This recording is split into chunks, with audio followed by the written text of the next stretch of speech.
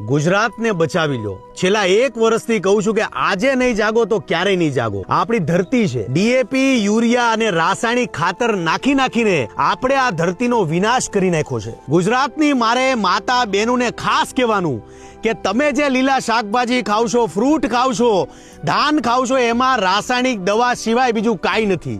અત્યારે હાલત આપણી એ છે કે ગુજરાતમાં કેન્સરના રોગો ઘરે ઘરે પ્રસરી રહ્યા છે। અને યાદ રાખજો, જે લોકો અતિશય દવા છાંટી રહ્યા છે એ પાપના ભાગીદાર બની રહ્યા છે।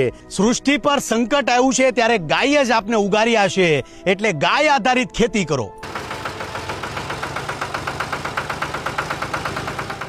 200 લીટરના 2 કેરબામાં આજે હું બનાવું છું ઓર્ગેનિક ખાતર। અને ઓર્ગેનિક ખાતર બનાવવા માટે આ 12 વસ્તુ આપણા માટે વરદાન છે। ગૌમૂત્ર છે, છાણ છે, લીમડો, આંકડા અને સીતાફળના પાન, હળદર, હિંગ, ચણાનો લોટ, બકરીની લીંડી, ગોળ, છાશ છે અને વડલાની નીચેની માટી છે। આપણે લીધું છે 120 લીટર ગૌમૂત્ર, એટલે 2 બેરલમાં આપણે નાખશું 60 લીટર ગૌમૂત્ર।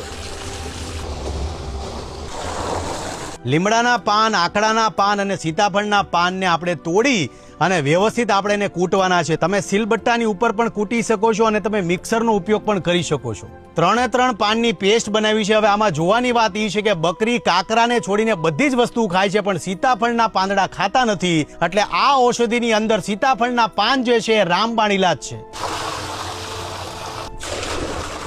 બકરી બધી જ વનસ્પતિ ખાય છે, એટલે બકરીની લીંડીમાં બધા જ પોષક તત્વો રહી છે। એટલે 2 બેરલમાં આપણે અડધી બકરીની લીંડી નાખશું।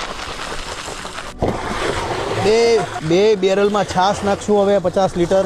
વડલાની ધૂળમાં પોઝિટિવ બેક્ટેરિયા રહ્યા હોય છે, જે જમીન માટે સારા હોય છે, એટલે વડલાની ધૂળ મસ્ત છે। 40 કિલો ગોળ નાખશું આપણે। 5 કિલો ચણાનો લોટ નાખશું આપણે। 2 કિલો હળદર, 500 ગ્રામ હિંગ। ગાય માતાએ આપણને શું નથી આપ્યું? મેં ગૌમૂત્ર તો નાખી દીધું છે। હવે 90 કિલો છાણને આપણે 2 બેરલમાં નાખશું। હવે મેં મારા ખેતરમાં 600 ઝાડ પ્રમાણે અંદાજો બાંધ્યો છે, તમે તમારા ખેતરમાં તમારા પ્રમાણે અંદાજો બાંધજો। આ ગાય માતાનું છાણ આપણે 2 બેરલમાં નાખશું। હવે 2 કેરબાની અંદર આપણે પ્રોપર મિશ્રણ અનુસાર પાણી નાખી પ્રોપર હલાવીને 15 દિવસ છાયામાં મૂકી દો, એટલે તૈયાર થઈ જશે આપણું ઓર્ગેનિક ખાતર। છાણિયું ખાતર તાજું અને લિક્વિડ ફોર્મમાં હોય તો વધારે સારું। લાગશે વાર પણ આવશે મજા। તાત્કાલિક રિઝલ્ટની આશા જરા પણ ન રાખવી, બાકી રિઝલ્ટ આમાં 100% છે।